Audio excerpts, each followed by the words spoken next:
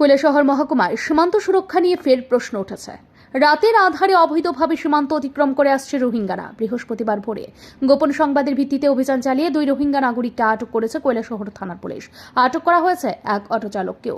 কৈলাসহর থানার ওসি সুকান্ত সেন চৌধুরী জানান, বৃহস্পতিবার ভোরে বাংলাদেশ থেকে 2 জন রোহিঙ্গা নাগরিক অবৈধভাবে আন্তর্জাতিক সীমান্ত পেরিয়ে কৈলাসহরে প্রবেশ করে তারা বহিরাজ্যে যাওয়ার উদ্দেশ্যে একটি অটোতে ওঠে। কৈলাসহর থেকে ধর্মনগর যাওয়ার পথে গোবিন্দপুর কলেজ রোডে পুলিশ অটোটি আটক করে তল্লাশি চালায় এবং 2 রোহিঙ্গা নাগরিক সহ অটো চালককে গ্রেফতার করে। পুলিশ জানায়, আটক 2 রোহিঙ্গা নাগরিকের নাম মোহাম্মদ তাসিন এবং মোহাম্মদ উসমান। তারা বাংলাদেশের চট্টগ্রামের একটি রিফিউজি ক্যাম্প থেকে পালিয়ে এসেছে। আটক অটো চালক আমিনুল হক কৈলাসহরে বাবুর বাজার এলাকার বাসিন্দা। পুলিশের প্রাথমিক জিজ্ঞাসাবাদে জানা গিয়েছে, তারা সীমান্ত পেরিয়ে ভারতের অভ্যন্তরে প্রবেশ করে বহিরাজ্যে যাওয়ার পরিকল্পনা করেছিল। পুলিশ তাদের কাছ থেকে 3টি দামি মোবাইল ফোন এবং বেশ কিছু নগদ টাকা উদ্ধার করেছে। এই ঘটনায় পাসপোর্ট আইনে মামলা গ্রহণ করা হয়েছে। ইনফরমেশনের উপরে ভিত্তি করে আমরা সাদা পোশাকে অভিযান চালাই।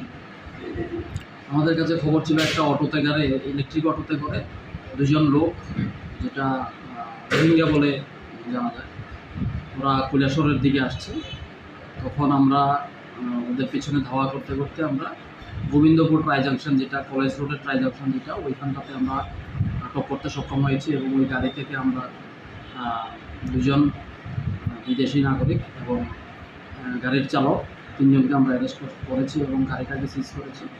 3 জনের মধ্যে 2 জন ওদের স্টেটমেন্ট অনুসারে ওরা রোহিঙ্গা, বার্মার লোক, এবং একজন হচ্ছে বাবুর বাজার বাড়ি। একজনের নাম হচ্ছে মোহাম্মদ তাসিন 18, আর একজন হচ্ছে মোহাম্মদ ওসমান 19, আর ওর বাড়িও মায়ানমার। আর বাবুর বাজারের যে লোকটা, ওর নাম হচ্ছে আমিনুল হক। ধৃতদের কিভাবে সীমান্ত পেরিয়ে আসা সম্ভব হয়েছে, কে বা কারা তাদের সাহায্য করেছে, তারা কোথায় এবং কার কাছে যাচ্ছিল, এসব বিষয়ে পুলিশ জোরালো তদন্ত চালাচ্ছে। ধৃতদের কৈলাসহর আদালতে হাজির করা হবে বলে জানানো হয়েছে। এইভাবে কৈলাসহর শহর এলাকা থেকে রোহিঙ্গা নাগরিক আটক হওয়ায় মহকুমাবাসীর মধ্যে আতঙ্ক ছড়িয়ে পড়েছে।